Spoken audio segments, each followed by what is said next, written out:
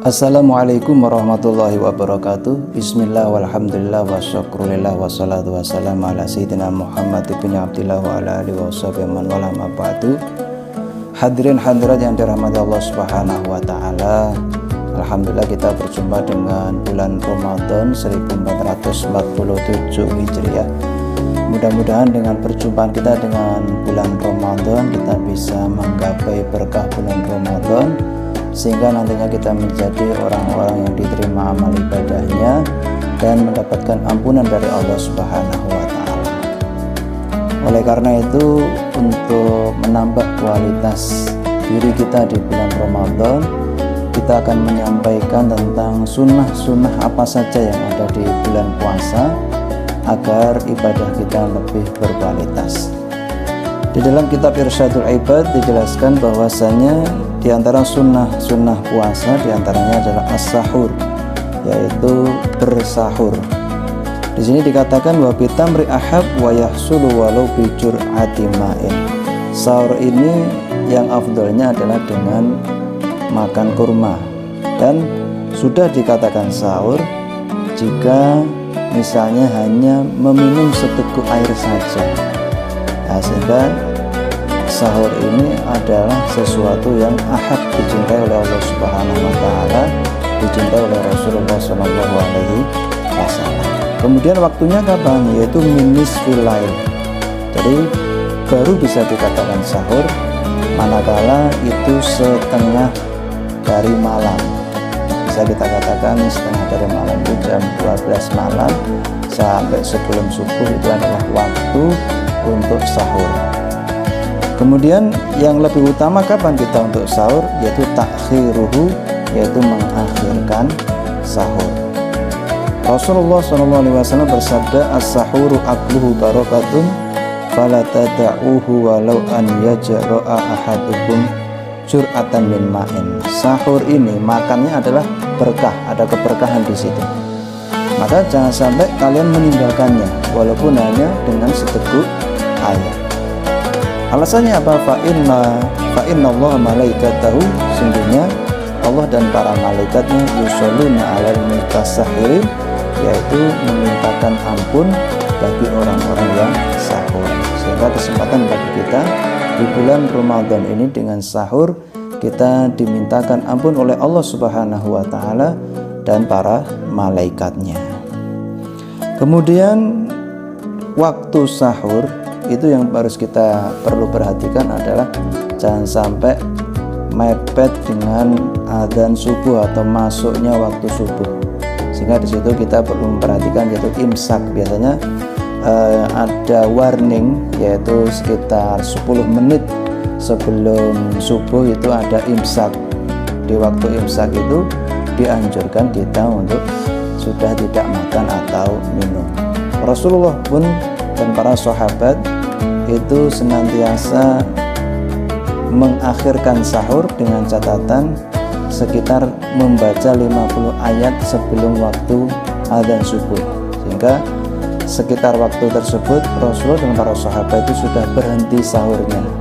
Kalau dihitung menit itu 50 ayat itu sekitar 15 sampai 20 menit. Kalau sekarang mungkin jam 4 masuk adzan subuh, maka jam 3.40 itu kita sudah siap-siap untuk mengakhiri sahur kita agar betul-betul sahur kita itu tidak mepet dengan waktu adzan subuh. Kemudian diantara sunnah puasa yaitu ta'jilu fitir idza tahaqqaqal huruf wa taqdimuhu ala shalah, yaitu menyegerakan untuk berbuka puasa dengan catatan idza tahaqqaqal huruf, manakala sudah bisa dipastikan masuknya waktu maghrib. Mungkin kita bisa menggunakan jam atau azan dari musola atau masjid terdekat. Jika sudah betul-betul masuk waktunya maghrib, baru kita menyegerakan untuk berbuka. Kemudian berbuka dulu atau sholat dulu, yaitu sunnahnya adalah mendahulukan berbuka baru melaksanakan sholat maghrib. Apa yang bisa kita gunakan untuk berbuka? Yang paling afdal adalah dengan rutab. Rutab itu adalah kurma yang masih basah. Jika tidak ada, tamar, yaitu kurma yang sudah kering. Nah, ketika kurma dan rutab dan tamar itu tidak ada, baru urutannya adalah air putih. Nah, ketika air putih tidak ada, maka baru sesuatu yang manis. Yang pertama adalah sesuatu yang manis itu yang tidak terkena api seperti madu. Nah, ketika madu tidak ada, barulah yang namanya halwa atau manis yang terkena api. Misalnya kita kolak misalnya. Nah, maka urutannya itu adalah kurma. Kenapa kurma? Karena kurma itu yang paling baik untuk perut kita. Kalau kita langsung makan nasi itu juga mempengaruhi lambung kita. Dari lambung yang tadinya kosong kemudian mengolah makanan berat itu tidak baik untuk perut kita. Nah, sedangkan kurma itu ada zat gulanya dan mudah terserap oleh lambung kita. Kemudian baru kita minum air. Kemudian setelah kita makan, kita minum, yang tadinya sebelum makan ini kita sudah berdoa ya, dengan doa makan Bismillahirrahmanirrahim, Allahumma barik lana fima razaqtana wa qina adzabannar.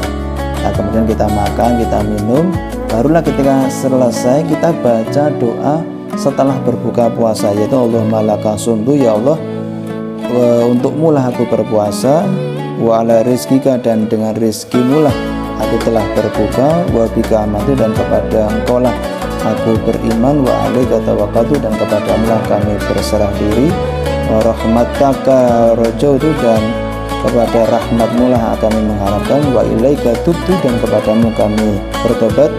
Kemudian dhahaba dzama'u, telah hilang rasa haus, wa tallatil uruqu, dan telah basah urat-urat, wa thabatal ajru insyaallah, dan telah ditetapkanlah pahala insyaallah.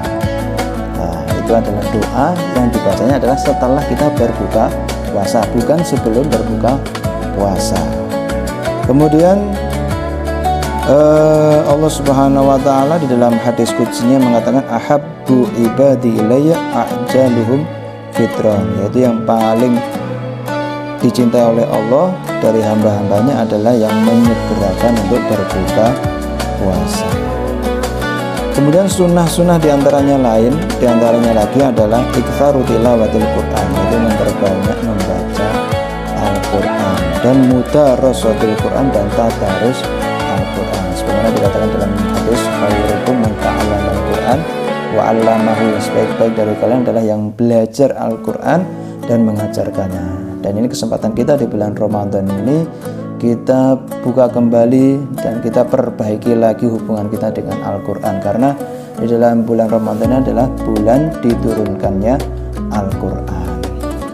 Kemudian wasodakotun, untuk kita itu peduli dengan sesama, seperti kita memberikan buka puasa dan semacamnya. Sebagaimana Rasulullah mengatakan, man fattara shaiman fi syahr Ramadan, barang siapa yang memberikan buka puasa di bulan Ramadan min kasbin halalin, dari usaha atau pekerjaan yang halal, sholat alaihil malaikah layali Ramadan kullaha, maka akan didoakan oleh malaikat itu setiap malam bulan Ramadan.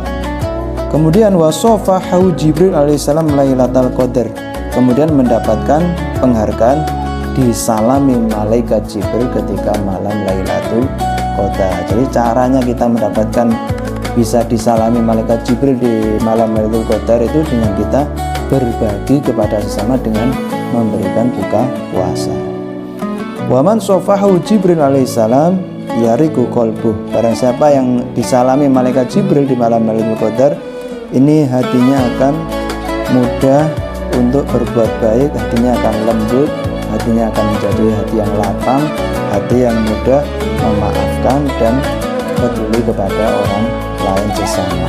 Batak suruh dumuhu, dan banyak menangis, artinya peduli kepada orang, perhatian kepada sesama, dan tidak keras hatinya. Nah, jadi termasuk tanda-tanda orang itu mendapatkan Lailatul Qadar, itu hatinya jadi lembut, mudah untuk melaksanakan kebaikan, tidak mudah untuk marah kepada orang lain, dia menjadi orang yang peduli dengan sesama. Itu diantara berkah dari orang yang mendapatkan Lailatul Qadar. Bagaimana caranya? Diantaranya adalah memberikan buka puasa kepada orang lain.